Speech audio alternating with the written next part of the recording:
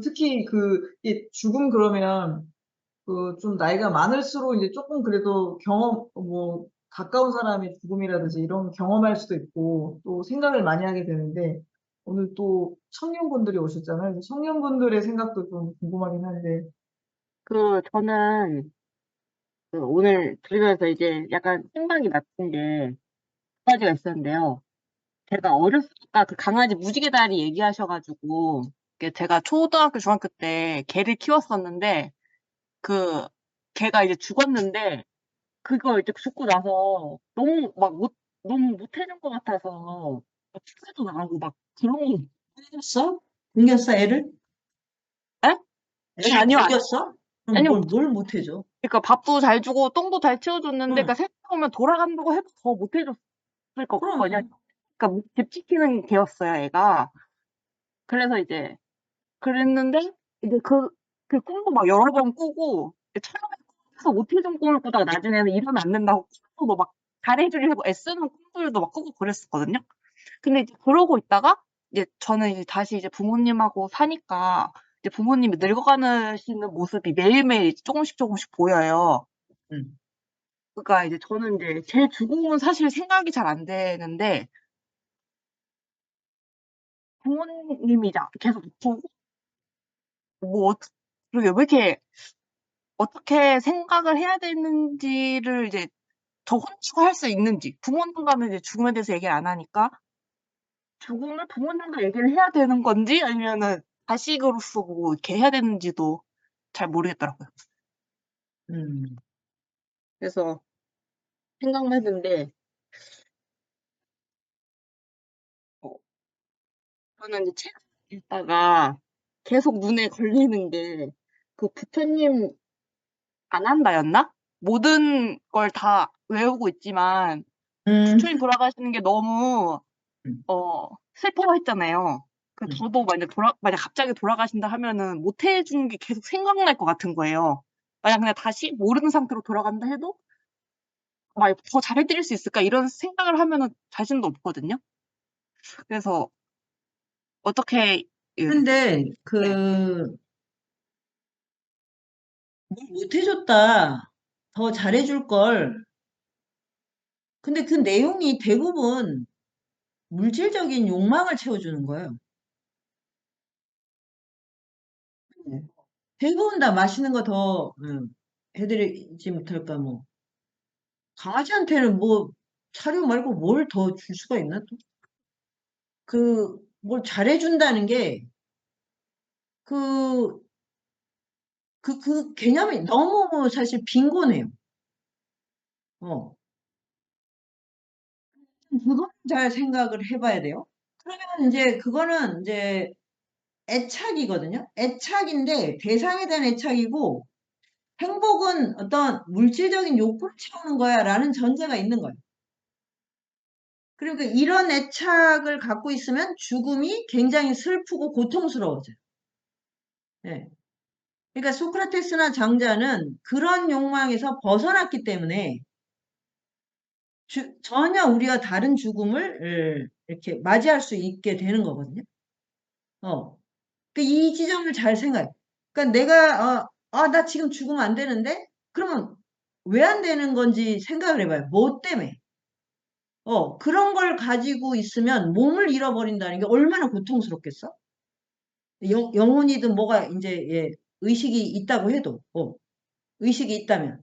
그러면 이제 그게 중음 상태에서, 몸을 찾아서 막 헤매다가 막 그냥 아무 몸에나 들어가 버린다. 이제 그게 이제 윤회론이거든요, 불교에. 어.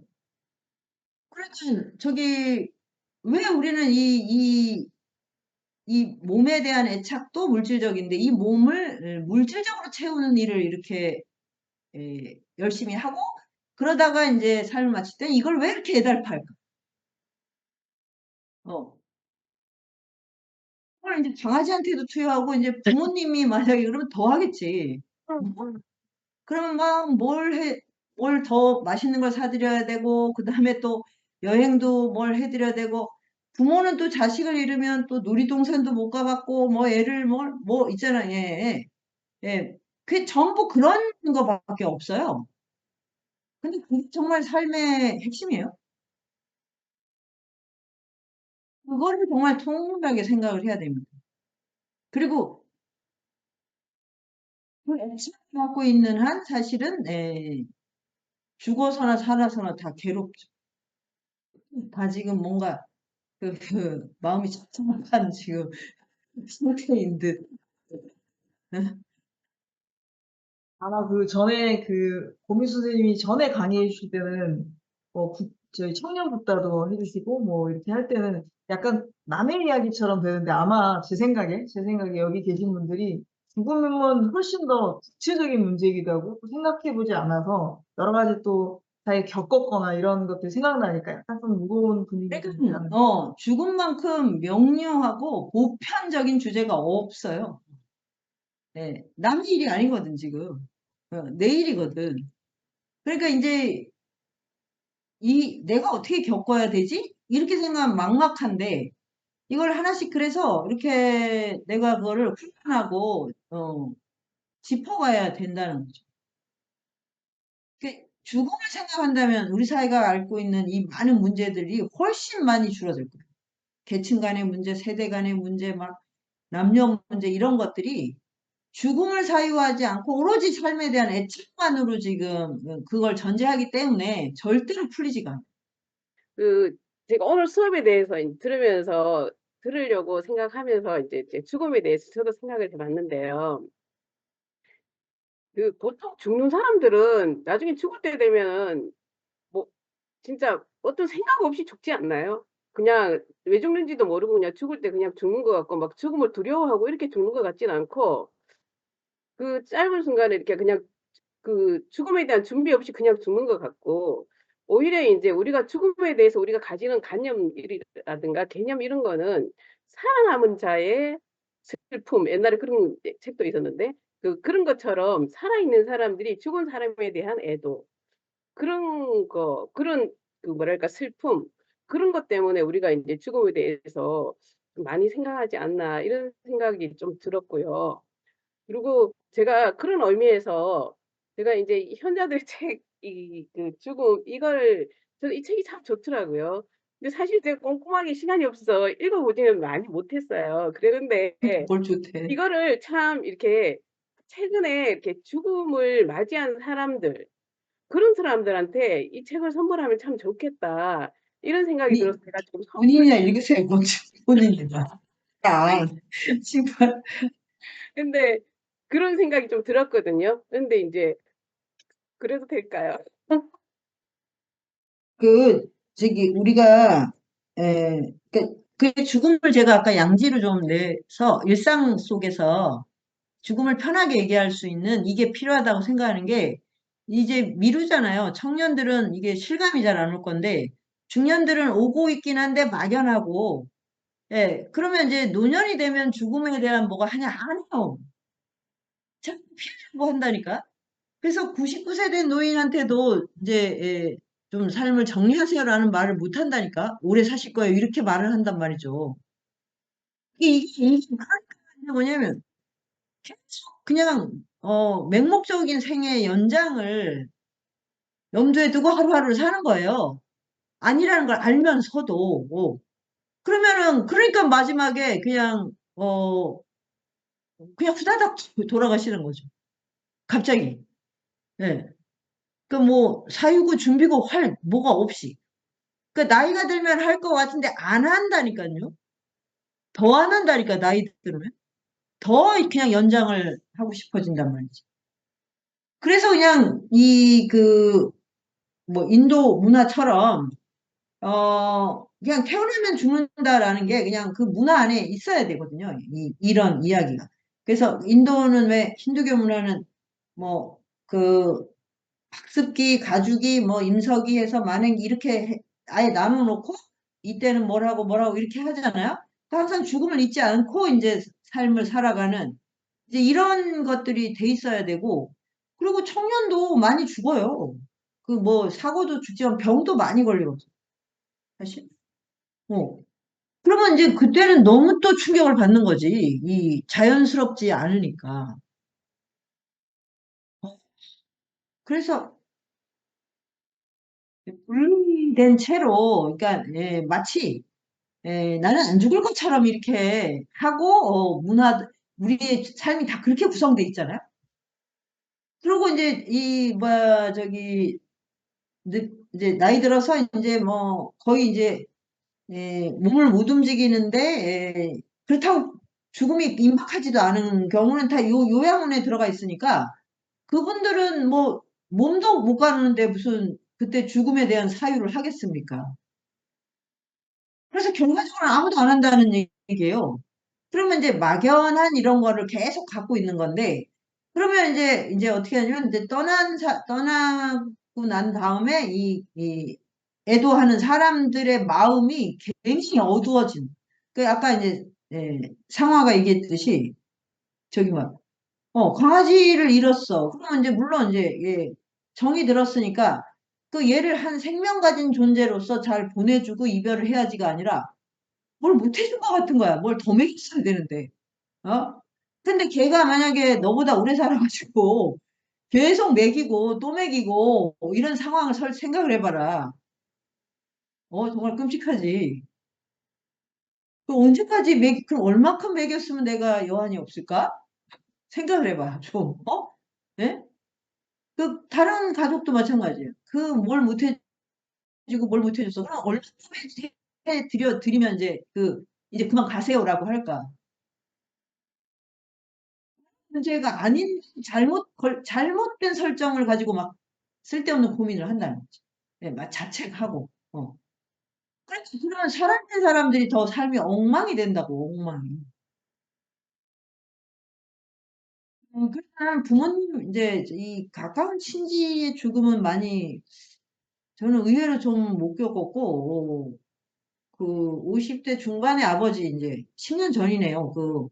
이, 가보년이니까, 그때, 세월호, 사건 일어나고, 이제 얼마 있다가 돌아가셔서 지금 이제 갑진년이니까 12년 전인데 그때 아버지 10년이구나 10년 그 아버지 돌아가시고 그 다음에 60이 돼서 엄마가 돌아가셨거든. 그런데도 그 죽음을 이렇게 겪으면서 굉장히 정말 많은 걸 알게 됐어요. 많은 진짜 인간관계, 부모 자식 관계 뭐 이런 것들에 대해서 아까 그 장자가 했듯이 아내의 죽음을 통해서 이 정말 이 자연의 법칙을 이렇게 하는 거, 뭐 그것까지는 아니지만, 이 애도와 이 상실에 대해서 갖고 있는 이 통념이 얼마나 잘못됐는지 알 것 같더라고요. 그러니까 그런 계기로 이제 삼아야 되는데,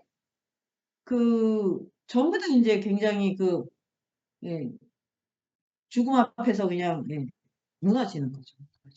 피스만 읽어도 죽음이 편안하려면 정말 편하고 지혜롭게 살아야 되겠구나.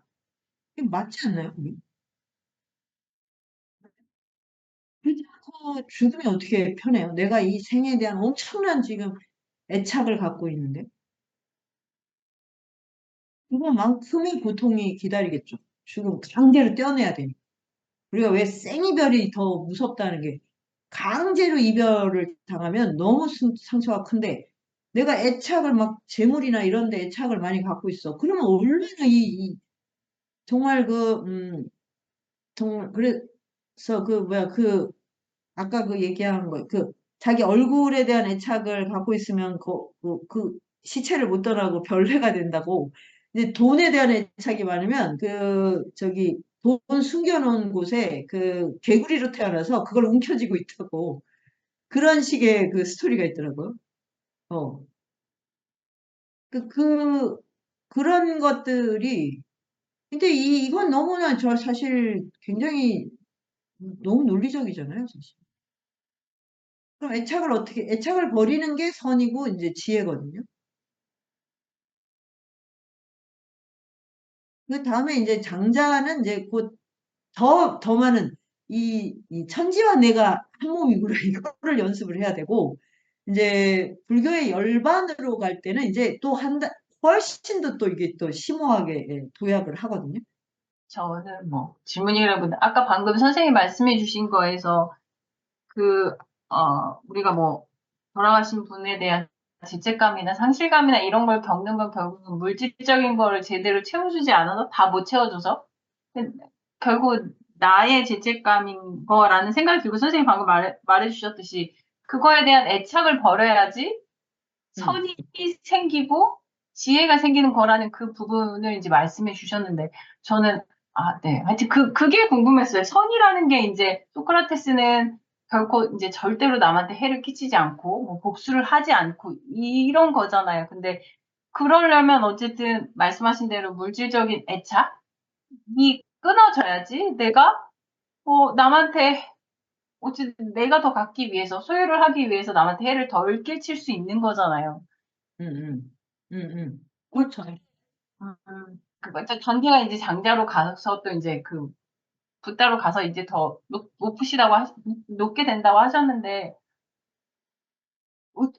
좀 되게 뜬금없는 질문이지만 어떻게 그럴 수 있지? 어떻게 나는 선을 추구하는 삶을 사는 걸 조금이라도, 내 삶에서 이제 익히면서 살아갈 수 있을까라는 그런 게 조금 궁금합니다. 선생님의 지혜를 듣고 싶습니다. 아니, 근데 그게 이제 선이 이제 욕망과 애착으로부터의 이제 벗어남인데, 욕망과 애착을 이제 우리는 다 나의 자아, 나의 영혼이라고 생각을 해요. 내가 욕망하는 게 나야, 내 거야. 내가 누군가를 애착하면 그건 내 거야, 내 소유야, 이렇게 생각을 하게 돼 있잖아요. 그러니까, 그게 너무 견고하기 때문에, 선이 들어갈 여지가 없게 돼 있어요. 이거에 대해서 이제 정말 물어봐요. 내가 정말 욕망하는 게 나인가? 예. 내가 정말 이거 없으면 죽을 것 같다. 이런 걸 한번 써놓고, 예, 그러면 이제 그걸 써놨어요. 뭐 이렇게 쭉 써놨어. 뭐지? 막 너무너무 열망하는 거 뭐 있어요? 지금 뭐가 있는지 모르겠는데, 일단 핸드백, 자식? 이런 거 있잖아. 핸드백 이런 건가? 폰, 이런 거. 폰, 스마트폰? 자식, 돈, 어, 돈? 이런 게 있는 것 같아요. 네. 그러면 이것들이 영원히 그럼 나랑 있나? 그렇진 않죠. 그렇지 않잖아요. 그러면 이제 이것들도 다 이렇게 변해갈 거고, 나를 떠날 거고, 그럼 이거를 그 워밍업을 해야 될 거 아니에요. 영원히 나랑 있을 애들이 아니야. 그러면은 돈으로부터 어떻게 자유로워지지? 자식도 이제 떠나야 할 때는 보내주자. 또 뭐 있어? 어? 백이 있으면 백은 얘 꼭 필요한 걸까? 어? 네? 요즘 사람들은 하도 물건에 대한 애착이 심해가지고, 심지어 반려돌도 있더라고, 돌. 반려돌. 반려견이 아니라 돌멩이한테 위로를 받는데요. 그래갖고 그 개를 막 이렇게 꾸며주고 그래서 걔는 이제 사료도 안 먹어도 된다고. 세상에 정말.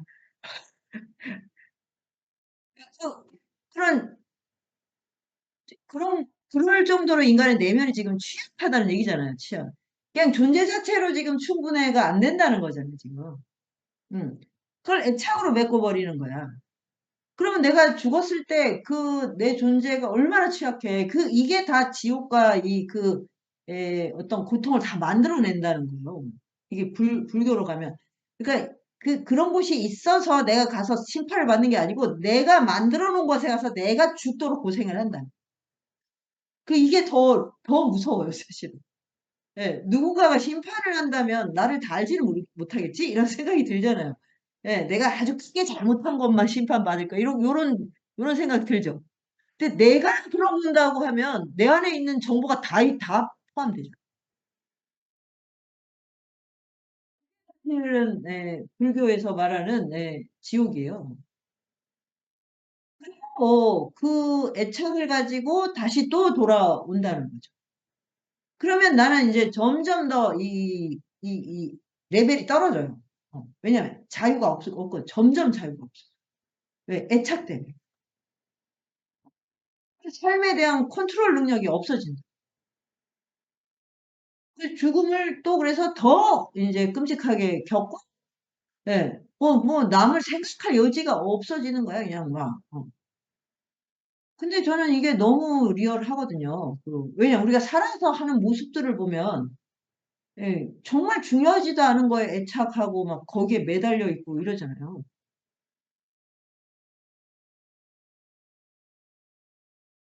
그거를 벗어나는 게 선이고, 이제 지혜는 존재와 세계에 대한 통찰이니까, 그거는 이제 그 장자가 얘기하는 그런 식의 이 기의 운동과 변화, 순환, 이런 거, 왜냐면 이 지구뿐 아니라 우리가 사는 세상엔 하나도 멈춰 있는 게 없어.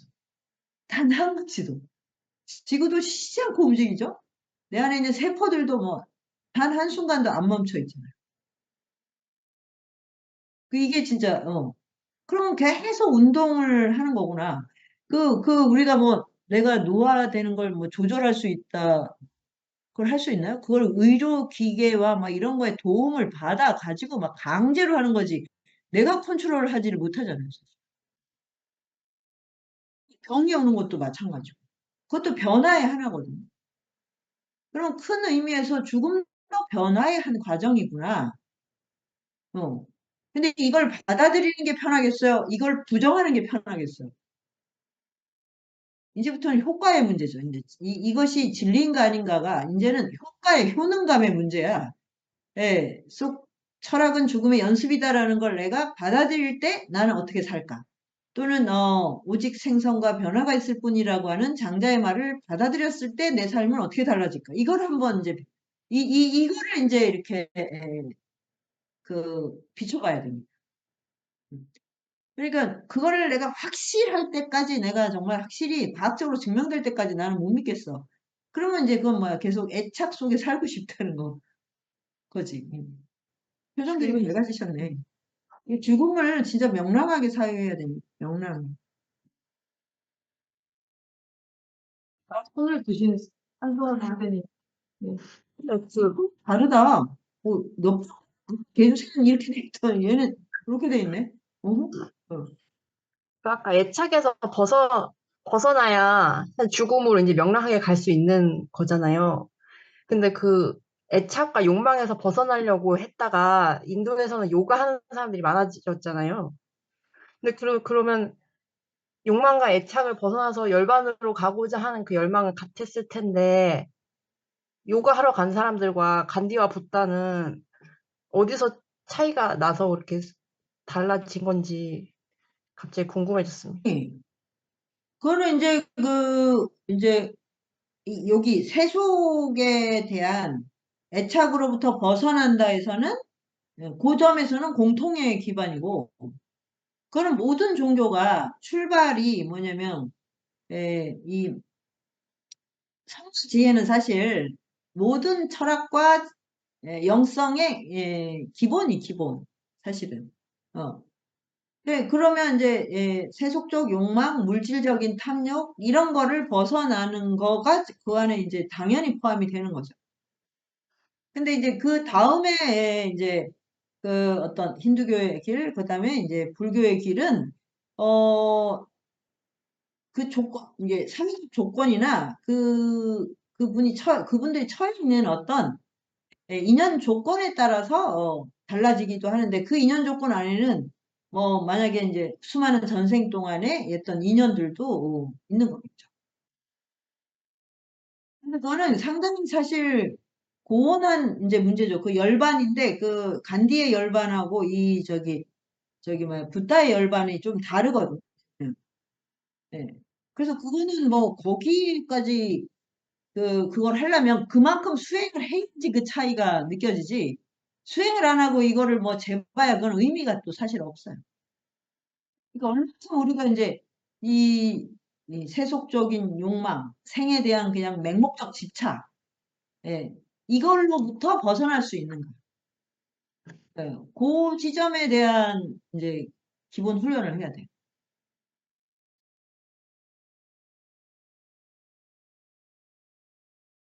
그거는 하기 싫고 열반에는 도달하고 싶고 이런 거지. 이제. 아니, 이제 애착을 버린다고 했을 때, 이게 지혜가 없어서 나타나는 현상일 것 같긴 한데, 보통 다 자기 안에서만 생각을 하잖아요. 그래서, 이게 선생님이 많이 하는 것도 명상, 요새 또 유행인데, 명상하고, 뭐, 자기를 돌보고, 뭐, 마음 공부하고, 이런 식으로 만 가는데, 완전히 이제 다른 방향이잖아요. 간디도 그렇고, 부처님도 그거는 그렇고. 이제 그 현대인들이 하는 이제 명상이나 뭐 이런 거는 자기 개발이고, 그러니까 자기 하나 추스리기도 힘들다는 얘기겠지. 근데 그 모든 이제 영성은 선생님들, 나를 넘어선 이 무수한 타자들의 고통과의 공감이에요. 그럼 뭐 예수님도 그렇고 다 마찬가지. 그것이 전제가 되지 않으면 그 명상을 해서 내가 되게 고상하게 쉬는 거야, 쉽게 말하면. 그거는 뭐 깨달음, 그것도 아니고 수행이라고 하기도 어렵고. 그러니까 내가 그러니까 아파 그러면 일단 내 병을 치료해야겠지. 내가 움직일 수 있어야 되니까. 나를 돌보고 치료하는데 최선을 다했어. 근데 이게 정말로 그 어떤 지혜로 연결이 되려면 그 다음에 뭘 해야 되냐면 이 건강해진 다음에 타인을 고쳐야 돼. 다른 사람의 병을 고치는 일에 나서야 돼. 근데 나 건강해졌어? 이거 참 좋더라? 그러면서 이렇게 하는 그거는 그냥 셀프 서비스라고 할 수 있지. 그럼 뭐 그게 그 사람이 그걸 하건 말건 이게 뭐 세상에 무슨 영향이 있겠어. 가족들은 좀 좋아질 수 있겠지만,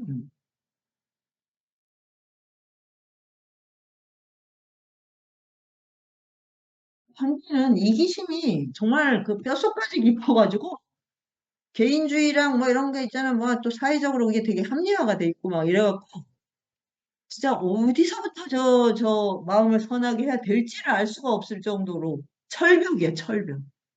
철갑을 두른 듯.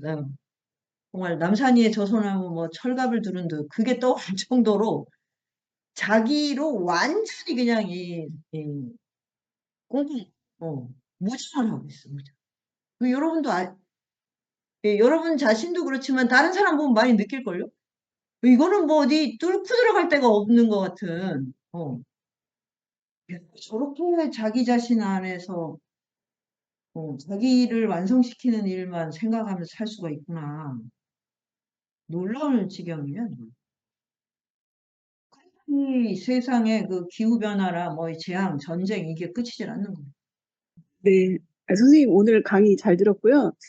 그 2019년도에 그 수성 대중지성 하면서 고민수 선생님하고 그 묘비명 썼었거든요. 근데 예, 선생님 책 읽으면서 그 연암 선생님의 묘비명으로부터 그런 수업이 만들어졌구나 다시 한번 이번에 느꼈고요. 그리고 그 저기 인문세에서 아침 방송을 하는데 이번에 한 12명 모여가지고 선생님 이 책을 읽었습니다. 그리고 오늘 아침에 마지막 끝까지 읽고 여기 진짜? 이기현 반장님 계신데 예, 오늘 이제 아침에 이 책 다 읽었는데 또 선생님 강의까지 오늘 있어갖고 여러 가지로 좀 선생님도 이제 얘기가 더 이제 다가오는 부분도 있고요. 그리고 이제 낭송하신 분들이 연안파하고 다산파가 나누더라고요. 연암처럼 좀 자유롭게 나는 못 살겠다. 나는 다산처럼 좀 모범생이 좋다. 뭐 이런 분들도 있고 연암파도 있고 뭐 그런 분들도 있었고 저는 개인적으로 그 인도 분들의 그런 어떤 스케일이라고 그럴까? 이게 어마어마한 스케일이 이게 어디서 올까 이런 것도 생각이 들었고 선생님이 이제 맨 마지막에 그 윤회 말씀하시는 거에서 또 놀랐습니다. 그래서 고미 선생님의 스케일도 정말 너무 크다 뭐 이런 생각도 들었고요.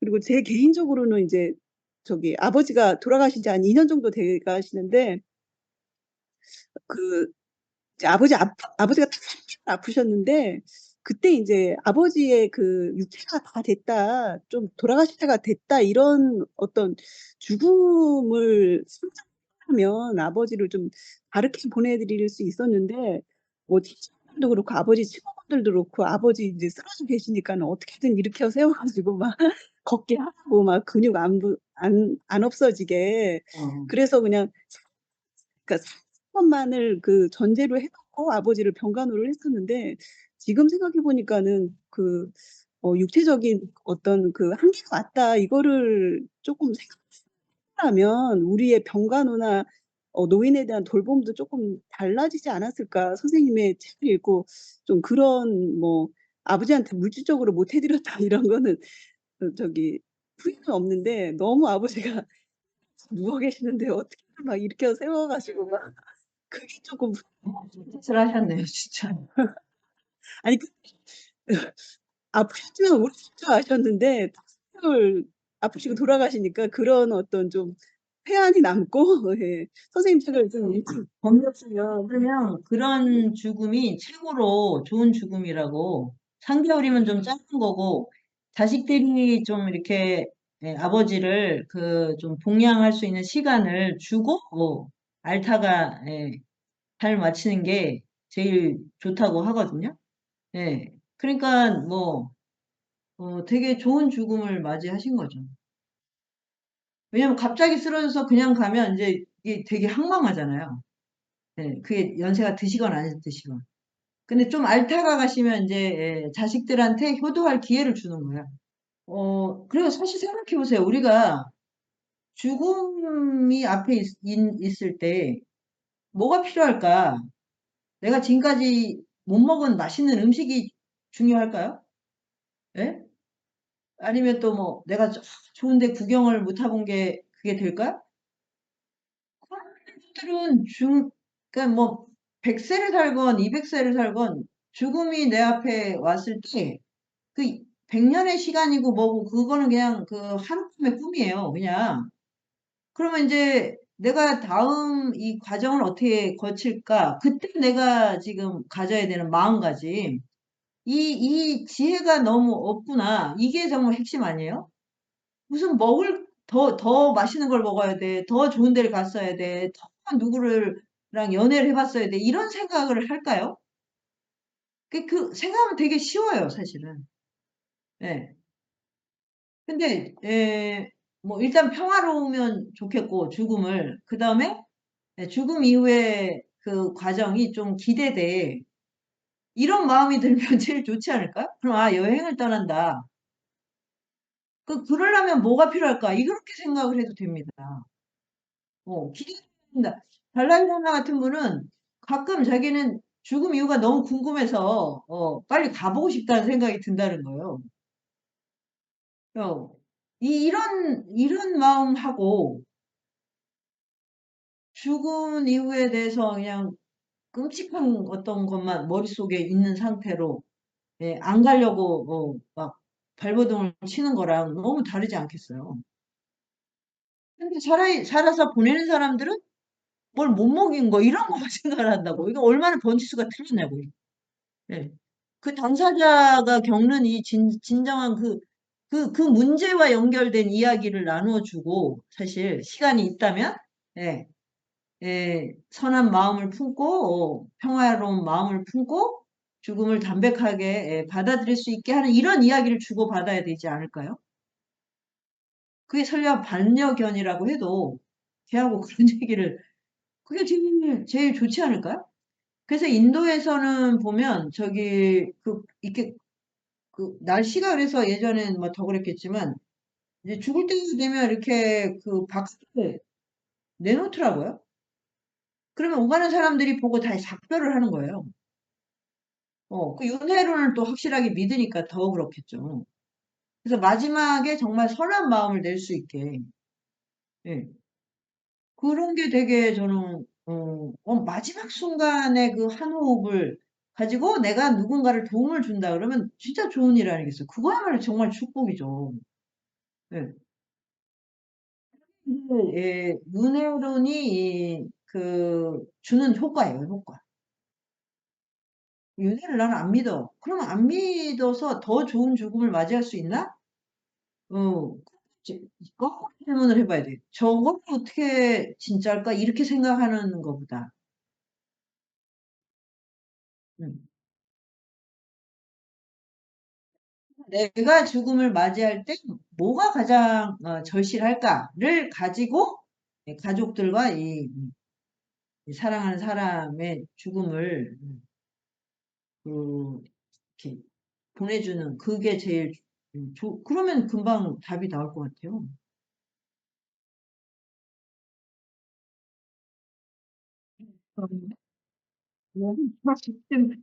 그럼 질문 하나 정도 더 들어보고 이제 정리를 하려고 하는데, 굉장히 지금 뭔가 찝찝한 표정들이 심각한 표정이 왜 응, 그럴까요? 응. 선생님, 그냥 개인적으로 아까 그 남길 선생님께서 죽는 사람은 그냥 아무 생각 없이 죽을 수도 있다고. 근데 경우에 따라서는 그렇지만 저는 예전에 그런 얘기를 들었거든요. 임종 가까이 되면 굉장히 청각이 발달해서 응.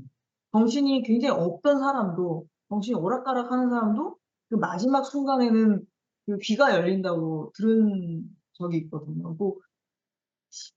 죽는 순간에는, 그러니까 죽는 사람은 그 순간을 안다고 하더라고요. 예감처럼 굉장히 알고 잘 듣고. 그래서 왜 임종의 순간에 엄청나게 많은 집중력, 그러니까 자기가 있었던 그 마지막 순간에 들린다는 얘기를 들은 적이 있는데, 저, 저도 약간 그거에 대해서 맞다고 생각하는 경험을 하기도 했거든요. 그래서 마지막 순간에는 그 예전 것들도 많이 생각이 나고, 그러니까 그러니까 당사자에게는 엄청나게 집중이 되는 순간이지 않나라는 생각.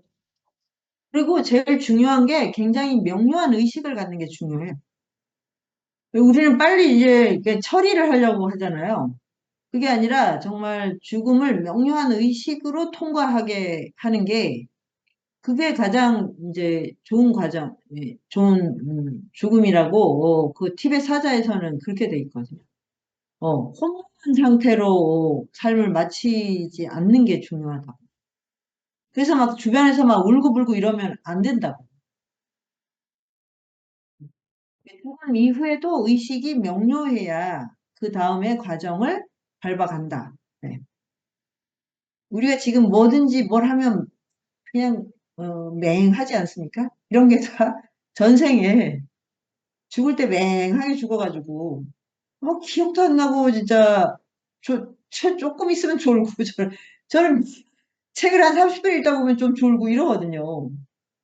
그러니까 이런 의식, 이런 게 지금 다, 이전의 과정에서 온 거지.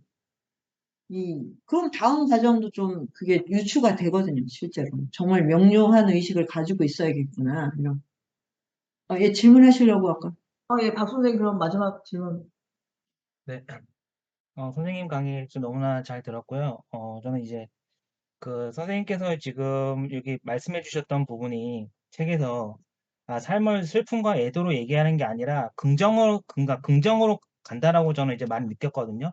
그래서 선생님께서 말씀해 주셨던 약간 지복이라든지 이제 그런 부분도 되게 크게 와닿았고요. 저희가 그 인문공간 세종에서 작년에 일본에 갔을 때 그 아이누족을 이제 보러 갔는데 그 아이누족의 마지막에서 걔네들이 부족들이 그 영상을 하나 이렇게 살짝 보여줬는데 그 일본어로 나와가지고 무슨 말인지는 몰랐는데 그 통역해 주시는 그 선생님께서 그 이 사람들이 죽었을 때는 슬픔과 그 눈물로 해오지 않고 그 웃으면서 좋았던 일을 한 사람씩 돌아가면서 얘기한다라는 이제 그런 얘기를 들어가지고 아이누족도 죽음을 사유하는 게 되게 긍정적으로 간다라는 게 거기서 좀 선생님이 말씀해 주셨던 거랑 이제 크게 와닿아서 장자라는 분을 그냥 얼핏 들었지만은 이런 스토리를 통해서 아주 긍정을 한다라는 게 좀 크게 많이 와닿았고요. 그 다음에 이제 이제 저도 이제 이거를 읽다 보니까 저희 아버지 생각나기도 했는데 저희 아버지도 옥현 선생님이랑 아까 비슷한 경우거든요. 그러니까 되게 몸 관리를 잘하고 약간의 그러니까 병원 쇼핑했다고 생각을 많이 하거든요. 그러니까는 막 60세가 넘어서도 그러니까 65세 뭐 70, 한 70 전까지 이렇게 병원에 가도 멀쩡합니다. 정기 검진 가도 뭐 이상 없습니다. 그러는데 저희 아버지가 그 식스팩이 있고 막 몸을 엄청 관리를 잘 하셨거든요. 그러다가 갑자기 이제 병이 온 건데 그게 이제 뭐 원인 불명의 암이래요. 그래서 뭐 혈액암이라고 하는데 뭐 살아봐야 뭐 6개월밖에 이제 못 삽니다라고 하니까는 아버지는 그때 막 초조해가지고 막 삼성 갔다가 뭐 아산 갔다가 그러니까 병원 쇼핑하다가 그렇게 이제 돌아가셨던 게 생각이 나가지고 그래서 아까 선생님이 말씀해 주셨던 그 양생술에서 연명술로 가고 있다라는 그게 그걸 보면서 딱 아버지 생각도 크게 많이 났었고요. 그다음에 이제 저는 이제 저희 친형이랑 이제 그 아버지 돌아가시면서 이제 딱 했던 게 이제 집에서 이제 아버지를 이제 임종을 지켜봤는데 그 이제 아버지가 돌아가시고 나서 딱 그 순간에 그 사자에서 아 형이 안 되겠다 이거 아버지 돌아가시기 그날부터 사자에서 49일 동안 딱 다 읽자. 근데 그게 무슨 말인지는 하나도 몰랐는데 그냥 이제 우리의 그 말하는 그 파동이 그 아버지에게 전달이 된다. 그러면서 이제 그렇게 했던 게 가장 저는 크게 많이 와닿아가지고 그래서 사자에서를 읽었던 게 이제 크게 많이 와닿았습니다. 그게 이제 저희 친형 보순이 형입니다. 강보순, 이제 알겠어. 또 이렇게 얽히고 설켜 있구만. 네네네 그렇습니다. 그게 언제 겪은 거예요? 코로나 전이니까는 이제 18년도입니다. 네. 음, 그러니까 그 건강 자체를 목표로 두고 사는 거는 좋은 노년과 좋은 죽음을 좀 막기가 어렵다고 저는 생각이 들고요. 뭐든지 삶 그 자체가 목적이어야 돼요. 좋은 삶을 살 것인가 말 것인가지 내가 건강해야 돼라는 거가 삶보다 건강이 더 위에 올라가면 이제 진짜 그 예측할 수 없어요. 그런 식으로 막 병이 도래하는 거. 그게 아니면 또 사고를 당할 수도 있잖아요. 어. 그러니까 그럴 때는 진짜 같이 다 무너지게 되니까 항상 내가 오늘 살아있다 그러면 어떻게 좋은 삶을 살 것인가. 이제 그 기준이 있어야지. 그러면 이제 애착을 막 하는 것들로부터 좀 벗어날 수가 있는데 몸에 대한 애착도 엄청 심한 거거든요, 사실은. 예.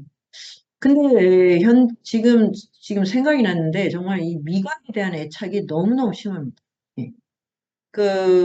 정말 암인데 그 뭐지? 그 뭐 온갖 자연식 하다가 결국 빵이랑 짜파게티인가? 그거 먹고 그냥 악화돼서 돌아가신 분이 있어요. 근데 또 저랑 가까웠던 그 가미당 멤버 중에도 유방암에 걸렸는데 막 피자랑 이걸 못 끊어가지고 그 피자랑 스파게티 아니 스파게티가 아니고 막 치킨 그걸 먹으면 암세포가 진짜 바로 활성화된대요. 여기가 막 가슴이 다 이렇게 이렇게 없어지더라고요. 보니까 수술을 안 하고 치료를 하니까 자연 치료인데 근데 그걸 못 끊는 거예요, 치킨. 와, 그래서 저는 진짜 이 애착이 우리가 뭐 이렇게 돈, 뭐 부귀, 뭐 명예 이런 단계가 아닙니다. 예.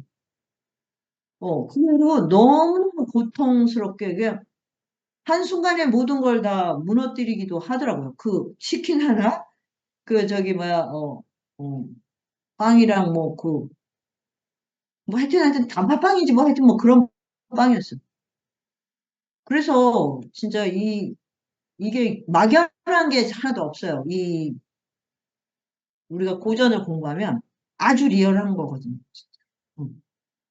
제발 그런 방향으로 이제 이 방향을 바꿔야 되는데, 저는 그런 애착 같은 게 없는데도, 참 총명하지 않은 것 같아요. 이 애착이 수면에 대한 애착이 좀 있고, 뭘, 저기 없으면 못 살겠다. 이런 거는 진짜로, 그런 거는 없는데, 그렇다고 해서 이게 의식이 명료하고, 그러니까, 야, 이거 의식을 이렇게 잘 명료하게 붙들고 있는 것도 이게 정말 아주 초고도의 집중이 필요한 거죠. 어. 예, 나이 젊었을 때는 에너지가 너무 넘쳐서 집중이 안 되고, 호르몬 분비되고 이러니까. 노년이 되면 이제 그런 거는 벗어났는데 이렇게 몸이 나이후해지는 거죠. 그래서 저도 계속 공부를 해야 되고요. 공부하면 좋은 거는 죽을 때까지 할 일이 있다. 공부는 끝이 없거든요. 다른 일들은 몸이 아프거나 늙으면 다 끝납니다. 할 수가 없어요. 공부는 마지막 순간까지 할 수 있어요. 그게 굉장히 중요해요. 내가 정말 내가 하고 싶고 할 일이 있는데 이 일이 나에게도 이로운데 모든 사람에게 이로운 그 일을 반드시 찾으셔야 돼요. 예. 그게 아닌 거에는 의지할 바가 없습니다. 그거는. 예. 의지할 수가 없고요. 그 관계고 뭐고. 저는 하여튼 그래서 이렇게 계속 공부할 수 있는 이 노년을 사는 게 너무 행운이라는 생각이 들고, 이건 정말 이제 너무 운이 좋다. 그래서 이거를 정말 어떻게 사람들과 나눌까? 이게 저 고민이에요, 사실. 이것 때문에 잠깐 잠을 못 자다가 이제 되게 깊은 잠이 빠지는데, 정말 청년들에게 이거를 정말 알려주고 싶어요. 네. 진짜 그게 이렇게 그런, 내가 좋아하는 건데 모든 사람을 이롭게 하는 일을 찾는 건 너무 어렵습니다. 이 자본주의에서. 근데 공부는 가능해요. 이것이 내 삶, 그리고 삶을 얼마나 편안하게 하는지.